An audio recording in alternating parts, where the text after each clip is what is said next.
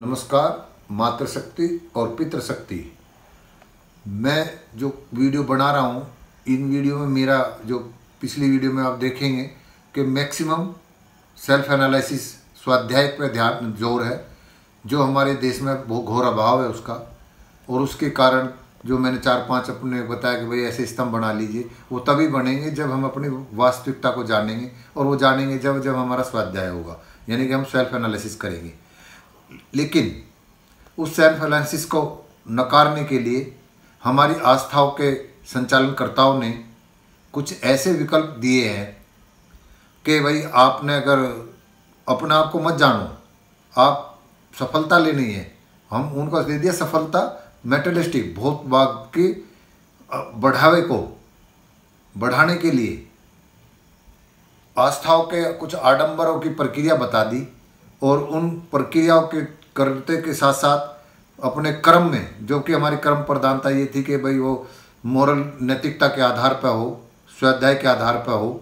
लेकिन उन्होंने उन कर्मों को जो उन्होंने उनको नकार करके अपने स्वाध्याय को और नैतिकता को और ये इनके इन प्रकीर्ण नैतिक पतन करके जो भी सफलता ली है, उसका एक विकल्प दिया कि भाई आपने जो भी ये लगता है कि आप इसमें मतलब अमानवीयता का रहा आपके कार्य में, तो आप उस आस्था के नाम पे कुछ आडंबर करिए। और आडंबरों में बहुत तरह के हैं, अलग अलग तरह के हैं, तो उन धार्मिक आस्थाओं पे जाइए और वहाँ आपके हो जाएंगे, तीर्थ स्थलों पे जाइए और वहाँ बड़े बड़े प्रदर्शन करिए, और उससे आपके पाप भी धुल जाएंगे और आपको यह शेषना भी मिलती रहेगी, भौतिकवाद भी आपका मिलता रहेगा। तो उसके इस आकर्षण से, क्योंकि अन्य समाज दर्शन कर रहा है कि यार ये तो ऐसा नहीं है, ये तो इस तरह का फल फूल रहा है, उसको ये आधार मिल जाए कि जब इसको फल फूल रहा है, वहाँ उस आस्था में जा कर के इस आस्था को मान्यता के कारण वो भी कहता है कि मुझे इस कृपा से मिल रहा है, माता रानी की कृपा, जो भी जिस इष्ट को मान लेता है। जो मैंने वो पहले पिछली वीडियो में बता रहा कि वो ऐसा नहीं है। मैंने बताया जो संस्कार आपके ऊपर उसका आवरण का प्रकाश आने लगता है, तो वो मूल कारण है, पिछली वीडियो देखना।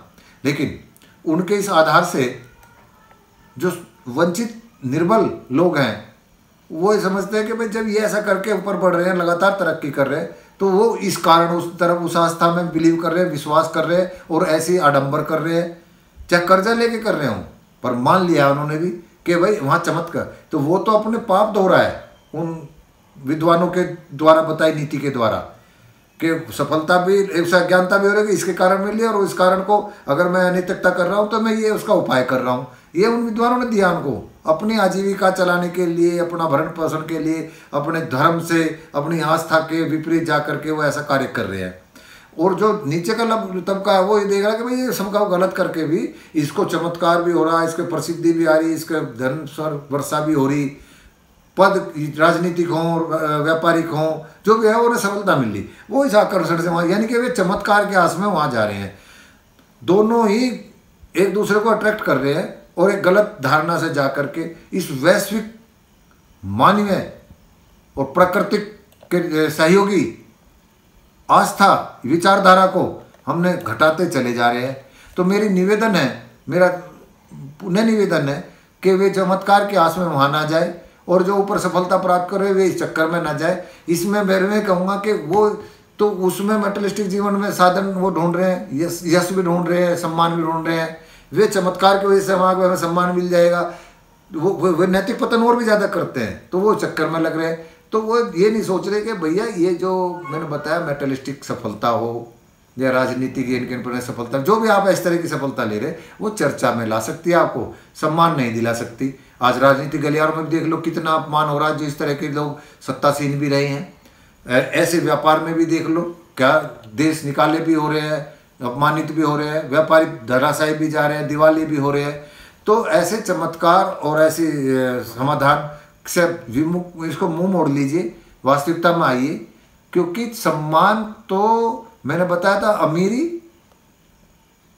इसमें सहायक नहीं है सम्मान के लिए, चर्चित के लिए तो हो जाएगा, मेटेरियलिस्टिक जीवन जिलेंगे, और गरीबी कोई बाधा नहीं है। आप गरीबी और कम शिक्षा का भी कोई नहीं, जिसकी समझ अच्छी है। जैसे आप देखिए रविदास जी, कबीरदास जी, अभी और ये आपकी जिसकी आजकल बहुत ज़्यादा दुकान चल रही है, साईं बाबा जी, ये कौन से पढ़े लिखे थे? आप ही लोगों ने उन्हें कितना सम्मान दे दिया। उनके नाम पे जिन्होंने मठ बना रखे, कितने रईस होने लग रहे हैं। तो आप उनको ही रईस कर रहे हो जो इनको संचालन कर रहे हैं। तो सोचो, अगर उस पैसे को आप वहाँ जाना देना बंद कर दो, आडंबर बंद कर दो, तो वे मठाधीश लोग भूखे मर जाएं। आप उन्हें पाल रहे हो, कहाँ का दान कर रहे हो। आप रूट लेवल पे अपने आसपास के लोगों की मदद करिए और उस चमत्कार की आशा में मत आइए। मेरा ध्येय और भाव इतना ही मात्र है कि अपने परंपरागत नीतियों पर चलिए, स्वाध्याय करिए और प्रकृति का धन्यवाद, हर क्षण धन्यवाद ये जो भी आपके जीवन में सहयोग दे रहा है। सुबह सूर्य उदय होता है, प्रकाश का अनुभव होता है, इसे भी धन्यवाद दीजिए। ना प्रकृति के कण कण में मतलब वह अव्यक्त शक्ति का ऊर्जा है, वो हमारे अंदर भी है, वो स्पंदन हमारे अंदर भी है, वो कॉस्मिक पावर सबके पास है। तो उसको भी धन्यवाद दीजिए जो आपके जीवन में सहयोग कर रहा है, चाहे ये घर भी कर रहा है, गाड़ी भी कर रही है। मैं इस घर को क्योंकि मुझे आश्रय दे रहा है, मुझे सुरक्षा दे रहा है, जैसे मैं इस घर में हूँ, तो मैं इसको भी धन्यवाद दूँ इनको कि भाई इसका भी मेरे ऊपर योगदान है। ऐसी प्रकृति की हर स्पंदन का योगदान मानिए, तो आप में अपने आप का अहंकार नहीं बढ़ेगा कि मेरी वजह से हो रहा या उसकी वजह से हो रहा। अपने कर्मों के कारण नहीं हो रहा। गीता में कृष्ण जी ने भी यही कहा है। तो अपने कर्मों का ही हमें मिलना है, अपने कर्मों के द्वारा हमें मिलना, वर्तमान भी और भविष्य भी। तो इसलिए वो जो वंचित तबका, निर्बल तबका और मीडियम लोग जो पिस रहे हैं, वे देखा देखी कर रहे कि भाई वो कर रहा तो मैं भी कर लूँ। तो ऐसे भेड़ा चाल में मत चलिए, अपने विवेक को जागृत करिए और मेरे भाव को समझना। मेरी पिछली वीडियो में भी देखना। मेरा मतलब ये है कि आत्मबली बनिए, स्वाध्याय करिए, नैतिकता का बोध रखिए, विवेकवान बनिए, इस तरफ ज़्यादा जोर है। इसी से राष्ट्र भी मजबूत होगा, पर्यावरण, वैश्विक स्तर पर भी जो हम विश्व गुरु की बात करते हैं वो तभी बनेंगे जब हमारा नैतिकता का बल मजबूत होगा। इन्हीं शब्दों के साथ मेरे भाव को समझना और वाणी को विराम देते हुए नमस्कार करता हूँ।